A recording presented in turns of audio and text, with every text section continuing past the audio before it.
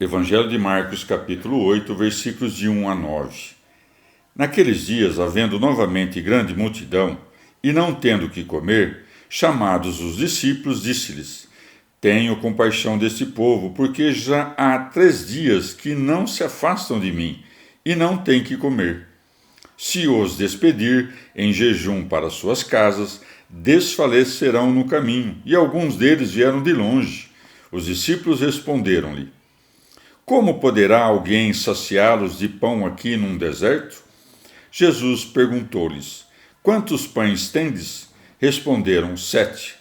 Então ordenou ao povo que se recostasse sobre a terra. Depois, tomando os 7 pães, deu graças, partiu-os e deu aos seus discípulos para que os distribuíssem. E eles os distribuíram pelo povo. Tinham também uns poucos peixinhos. Ele os abençoou e mandou que fossem distribuídos. Comeram, ficaram saciados, e dos pedaços que sobejaram, levantaram 7 cestos. Ora, os que comeram eram cerca de 4.000. Em seguida, Jesus despediu-os. Palavra da salvação. Comentário Marcos 8, de 1 a 9. São Beda. Por qual razão, vindos de longe, suportaram 3 dias? Mateus assim explica de modo mais completo. Subindo a um monte, sentou-se aí. E concorreu a ele uma grande multidão de povo, que trazia consigo muitos doentes. Lançaram-nos a seus pés, e ele os curou. Mateus 15, de 29 a 30.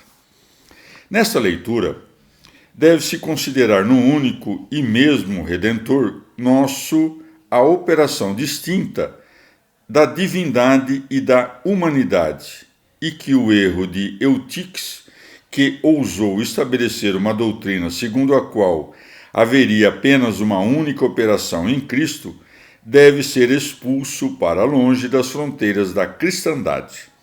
Quem, pois, não vê que, ao compadecer-se da turba, o Senhor se comoveu e teve a compaixão própria da fragilidade humana? Já ter saciado 4.000 homens com 7 pães e poucos peixes é obra do poder divino. Segue-se, e dos pedaços que sobejaram, levantaram 7 cestos. De modo figurado, esta refeição e aquela dos 5 pães e 2 peixes assim se diferenciam. Ali se indicava a letra do Antigo Testamento, repleta de graça espiritual.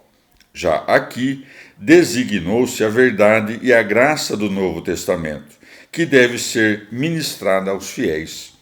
A turba suporta 3 dias para que o Senhor cure os doentes, como narra Mateus, quando os eleitos suplicam, na fé da Santa Trindade, pelos pecados com veemência perseverante, ou porque, pelas obras, discursos e pensamentos, se voltam para o Senhor. Aqueles que, depois das depravações da carne, depois dos furtos, violências e homicídios, se voltam à penitência, vêm de longe para o Senhor. Pois quanto mais alguém errou nas más obras, tanto mais se afastou do Deus onipotente, e dentre os gentios, os que creram vieram de longe até Cristo. Já os judeus, que tinham sido profundamente instruídos nos escritos da lei e dos profetas, saíram de perto para longe dele. Na refeição anterior, dos 5 pães, as turbas reclinaram-se sobre a relva verde, já aqui sobre a terra.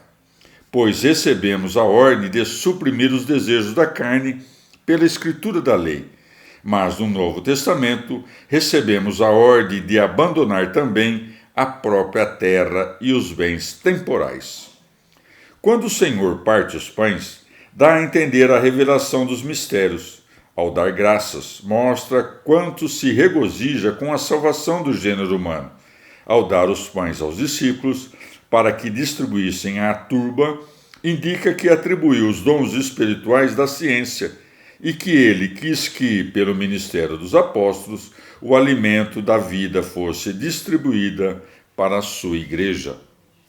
Os apóstolos levantaram o que sobrou para as turbas saciadas, pois os preceitos mais elevados da perfeição, que a turba não pôde alcançar, dizem respeito àqueles que transcendem o modo de vida geral do povo de Deus, e, no entanto, conta-se que a turba ficou saciada, pois, conquanto não pudessem abandonar seus pertences, nem cumprir perfeitamente o que é próprio das virgens, pelo fato de ouvirem os mandamentos da lei de Deus, chegam à vida eterna.